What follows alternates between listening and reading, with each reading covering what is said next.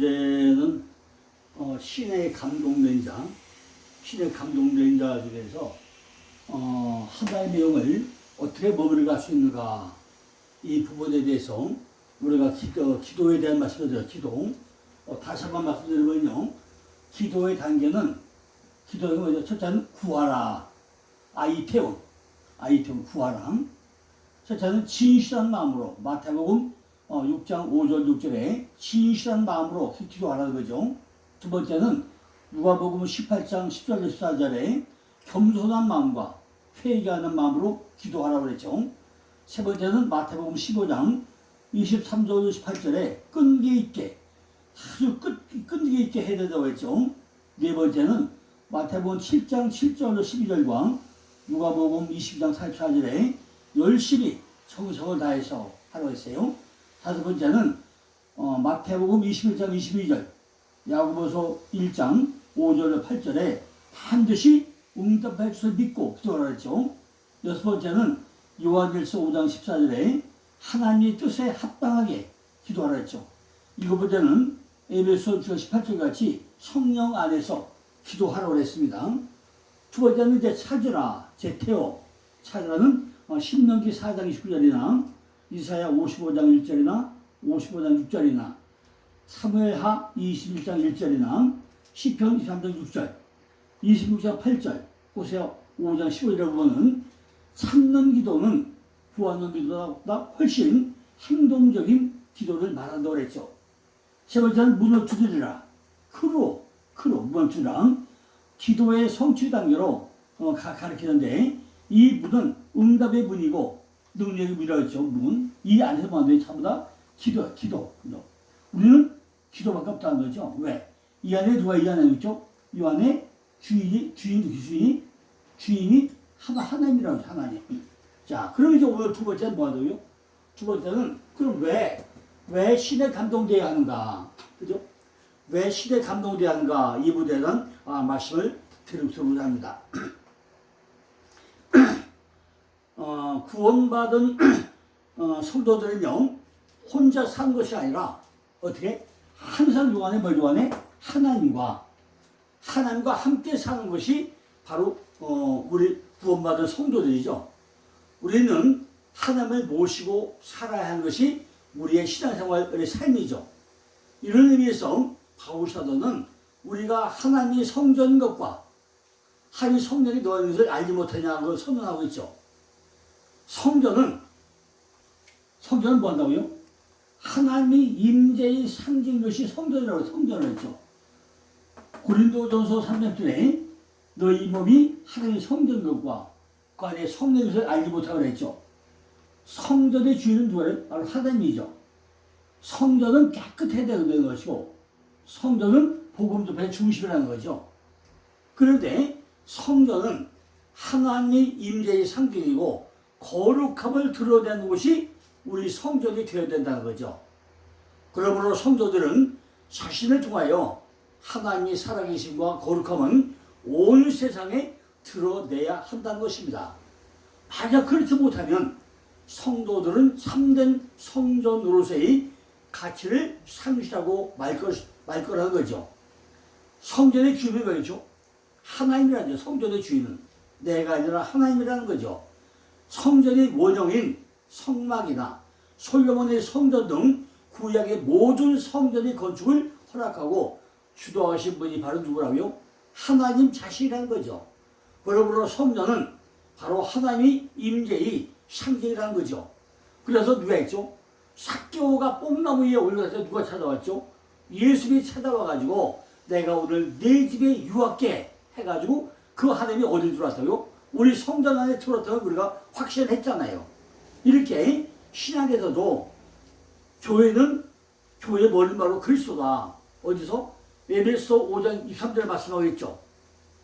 그럴 때 성전은 깨끗해야 한다는 거죠. 죄악에서 자신을 깨끗하게 해야 되는 것과 똑같이 하나님의 말씀으로 영혼을 날마다 세척을 해야 한다는 것입니다. 성전은 하나님께 영광을 돌려 한다는 거죠. 우리의 선한 행실을 통해서 가능하다는 거죠. 그것이 자신의 자랑을 드러내지 않아야 된다는 거예요. 성전은 복음 전파의 중심지가 성전이라는 것입니다. 하나님의 멸망은 민족에게는 아픔이었지만은 그들을 통하여 복음의 온 세계에 확산된 것은 하나님의 뜻이었다는 거죠. 이처럼 모이는 교회뿐만 아니라 흩어지는 교회의 사명도 우리는 잘 감당을 해야 된다는 거죠. 자, 우리가 이렇게 성령이 어디 머물러야 되냐? 성령이 머물러야 되는데 왜 머물러야 되냐? 왜 신에 감동되느냐? 고린도전서 3장 10절 보니까 뭐라 했죠? 너희가 하나님의 성전 것과 하나님의 성령이 너희 안에 거하시는 것을 알지 못하느냐고 그랬죠. 누구든지 하나님의 성전을 더럽히면 하나님이 그 사람을 멸시하리라고 그랬습니다. 기독교의 교회는 바로 하나님의 전이라는 거죠.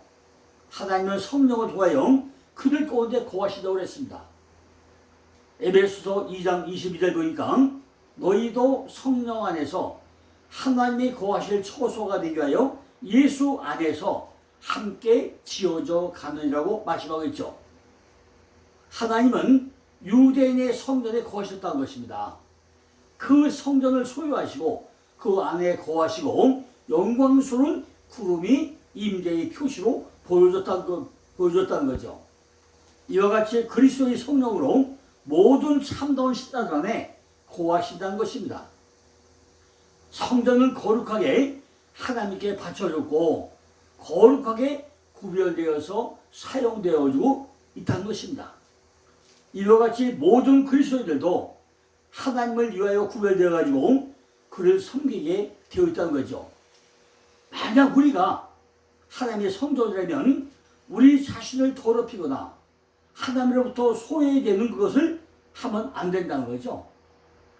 우리를 유혹하는 어떤 교리나 박사의 말을 들어도 안 된다는 거예요. 기독교인은 천직이 거룩한 거라는 거죠. 마음과 교제가 순결해야 한다는 것입니다. 하나님으로부터 거룩해야 되고 마음과 교제가 우리가 순결해야 된다는 거죠. 성전에는 반드시 그 주인 되시는 성령이 있기 때문이라는 것입니다. 하나님은 우리 한 사람 한 사람의 교회를 세우기 위해서 우리 각자에게 일을 하고 계신다는 것입니다. 교회에 성령이 빠진다면 안고 없는 찐빵과 같다는 거죠. 교회는 있는데 성령이 없는 교회를 우리가 모시고 있다는 거죠. 바로 안고 없는 찐빵같이 우리는 그런 삶을 살면 안 된다는 거죠. 내 속에 성령이 없이 습관적으로 교회를 다니니까 이단에 빠지고 넘어지고 제멋대로 지나서 하고 있다는 거죠. 교회를 10년, 20년 다녀도 내 속에 성령이 없이 건성으로 다니는 사람이 너무나도 많다는 것입니다. 그냥 주일날 교회 와서 예배로 왔어. 나는 내 할 일 다 했어. 그리고 땡치는 이런 사람이 너무너무 많다는 거죠. 나는 과연 이런 예수 그리스도를 내 안에 주인으로 모시고 있는가? 우리는 철저하게 한번 점검을 해봐야 된다는 것입니다. 마태복음 16장 18절 19절 보니까 베드로가 뭐였죠? 하나님으로부터 천국 열쇠를 받는 장면이 나오죠. 또 내가 내게 이르노니 너는 베드로라. 내가 이 반석 위에 내 교회를 세우리니 음부의 권세가 이기지 못하리라. 내가 천국 열쇠를 내게 주리니 네가 땅에서 무엇이든지 매면 하늘에서도 맬 것이요 네가 땅에서 무엇이든지 풀면 하늘에서 풀리라 그랬죠. 이 말씀이 뭐죠? 이 말씀은 굉장히 참 중요하죠. 개신교와 가톨릭 교회 사이에 해석을 놓고 가장 문제가 삼아지는 것에서 지금 마태복음 16장 18절 19절입니다. 페트로스 반석이라는 뜻이 페트로와는 그 의미에 있어가지고 차이가 많이 난다는 거죠. 페트로라는 반석을 뜻하는 그죠? 반면에 페트로가 뭐예요? 반석이라는 뜻하는 반면에 페트로스는 그 반석의 일부분만을 의미하고 있다는 거죠. 페트로 완전히 달라요. 뜻이. 이 구절의 해석은 구교와 신교 간에 화합할 수 없는 이견을 보이고 있다는 거죠. 반석을 그리스도 자신으로 보는 교내로 본문을 이사야 28장 16절에 반영으로 보는 사람이 있고, 신약 여러 곳에서 그리스도를 반석으로 언급한 구절이 로마서 9장 33절이나 고린도전서 14절에 나오죠. 그 근거로 하지만은 본문이 전후 문맥상 어울리지 않는다고 또 해석을 하는 것도 있다는 거예요. 이 반석은 베드로의 인격을 가리키는 말로 보고, 베드로가 교회의 기초이며 주권자로서의 로마의 교황은 베드로의 승계자로 교황 지배 아래 있는 교회만이 참 교회라는 캐톨릭의 견해를 밝히고 있다는 것입니다. 그러나 이 견해는 페트로와 페트로스의 뜻과 문법적 성의 차이점을 이고, 베드로가 다음 순간에 사탄아 물려가라고 하는 꾸중을 들을 때, 꾸중 듣자 왜죠? 사탄아 물려가라고 했잖아요. 다른 성경에서는 교회의 기초는 그리스도 자신이며, 어디서? 고린도전서 3장 11절 말씀하죠. 혹은 사도와 선지자, 에베소 2장 10절이죠. 라고 한정적으로 보아가지고 베드로의 수장권은 인정되고 있다고 하더라도 그 승계권을 입증할 수 없다는 것입니다. 이 판석은 베드로 자신이 아니라 그의 신앙 고백으로 보는 것이 옳은 견해라고 설명하고 있다는 거죠. 이렇게 개신교와 캐톨릭 사이에 이 베드로의 해석이 많이 해석이 달라지고 있다는 것입니다. 그러나 성령이 있어야 음부의 권세를 이길 수 있다는 거예요. 반석 위에 세워진 교회야만이 음부의 권세가 이기지 못한다고 합니다. 이것은 교회가 대항해야 할 원수를 가지고 있고 그 파멸과 전복을 위해 가지고 노력해야만 한다는 사실을 의미하고 있는데, 여기에서 그 원수는 바로 음부의 문세, 음부의 문제, 음부의 문, 바로 권세죠, 권세. 즉 음부의 도성으로 표현되어 있는데, 이 도성은 하늘에 있는 살아계신 하나님의 도성과 직접적으로 반대가 된다는 거죠. 이 음부의 도성은 사람들을 지배하는 마귀의 권세라고도 할 수 있다는 것입니다. 음부의 문은 마귀의 왕권의 권세와 교활함, 즉 용의 머리와 뿌리고, 마귀는 이러한 것을 가지고 어린 양과 싸움을 일으킨다고 합니다. 음부의 문에서 나오는 것은 전부 다 음모와 모략 같은 그런 것들이라는 거죠. 우리 힘으로는 이것들을 이길 수가 없다는 것입니다. 예수 그리스도께서 우리와 함께 하실 때만이 이거를 이길 수가 있다는 것입니다. 이러한 것들은 복음의 진리를 반대하거나 복음의 규정을 타락시키거나 선한 사역자나 기독자를 박해함으로써 교회를 대적하는 그런 요소라는 거죠. 즉 간사하게 이끌리는 제안하거나 강제적으로 시키게 하는 방법을 사용해가지고 교회를 대적을 한다는 것입니다. 교회 설립자와 창시자는 그리스도 자신이라는 것입니다. 내가 교회를 세우려니 어디서 나오죠? 스가랴 6장 12절로 13절에 교회는 그리스도가 설립자가 된다고, 바로 성전의 주인이 된다고 어디서요? 스가랴 6장 11절 14절 설명하고 있잖아요. 그의 말씀을 전파한 데 있어가지고 성령의 역사로 말미암아서 주님께서는 영혼 속의 교회를 더 첨가시키며 베드로전서 2장 5절 같이 교회를 살아있는 돌 위에 세운다고 설명하고 있습니다. 너희는 하나님이 건축물이다. 건축은 점진적으로 행해진다는 거죠.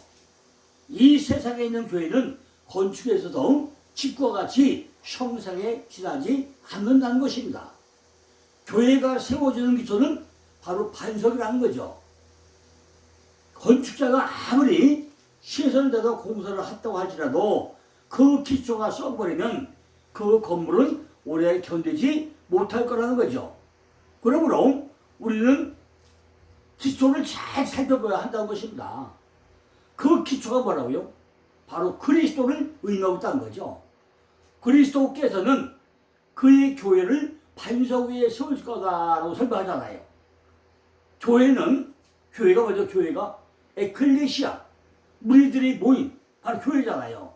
교회는 세상에서 불려냄을 받아가지고 구별되어서 그리스도에게 바쳐진 사람들이 모인, 이것이 바로 에클레시아, 바로 교회잖아요.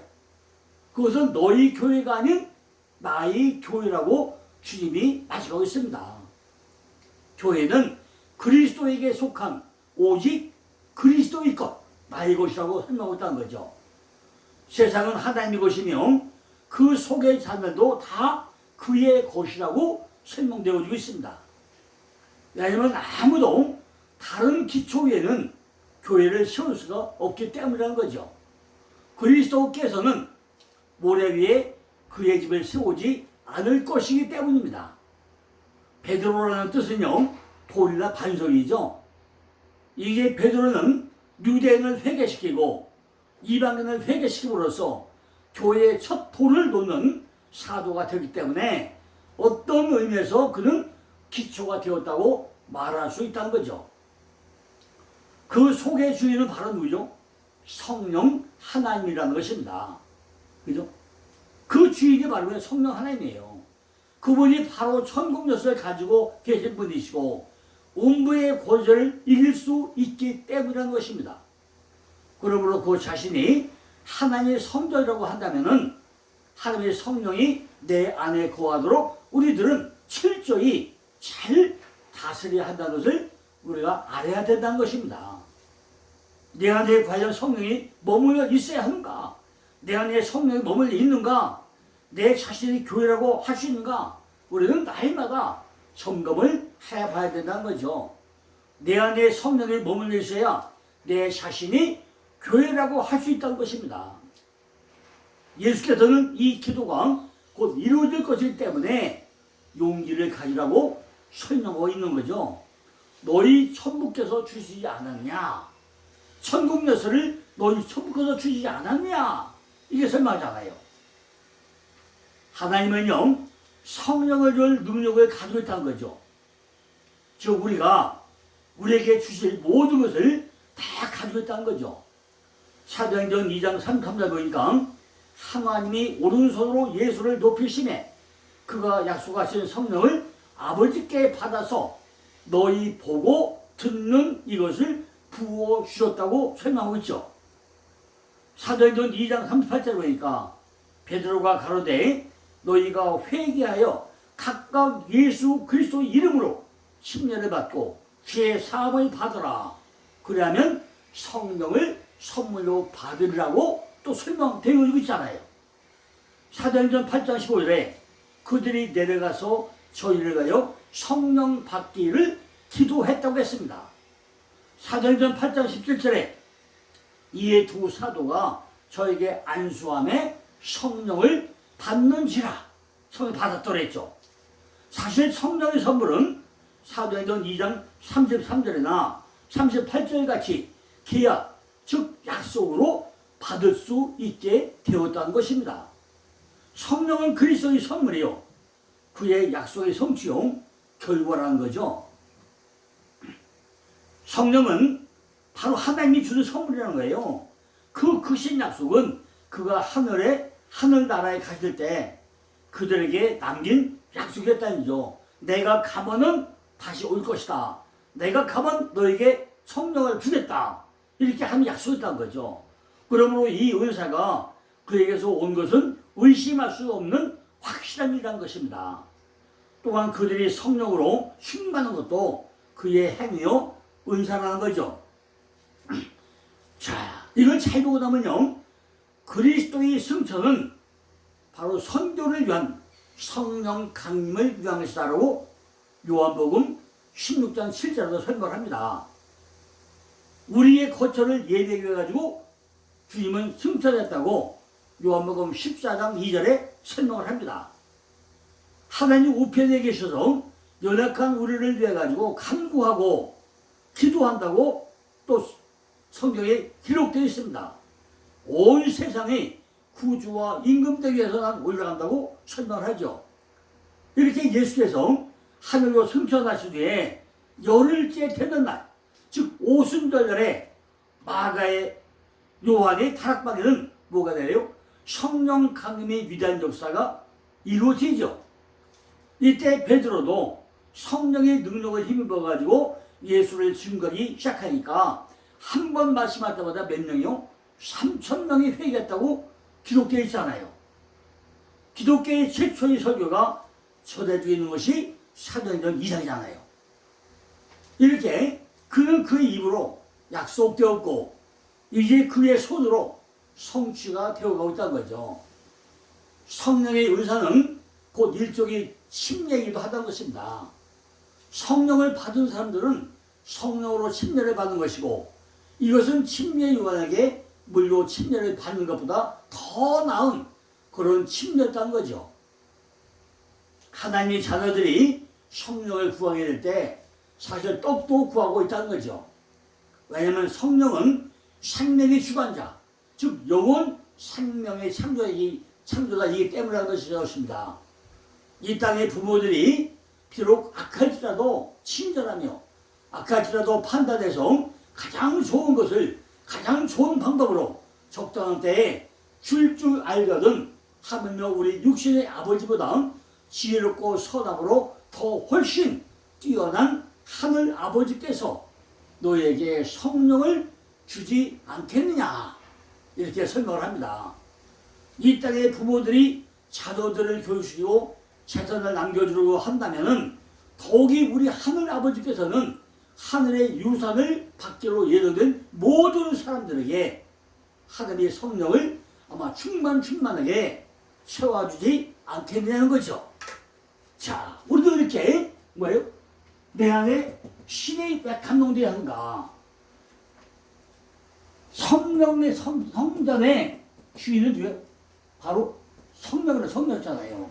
성령의 주인은 바로 하나님이잖아요. 그러니까 우리가 뭐죠? 성신에 감동되지 않고 나면은 내 안에 신이 있는지 알 수가 없다는 거죠. 자, 그러면 이제 우리는 내일은 뭐 할 거냐? 어떻게 해야 내 안에 성령이 머물 수 있겠는가? 그 방법론에 대해서 내일도 구체적으로 또 설명을 드리겠습니다. 우리 안에 성령이 와야 되는데 내 안에 성령이 임재해야 되는데 어떻게 해야 내 안에 성령이 임재해서 우리가 내 안에 성령을 머물게 할 수 있는가? 이 부분은 내일 다시 또 계속해서 또 설명을 드리겠습니다. 감사합니다.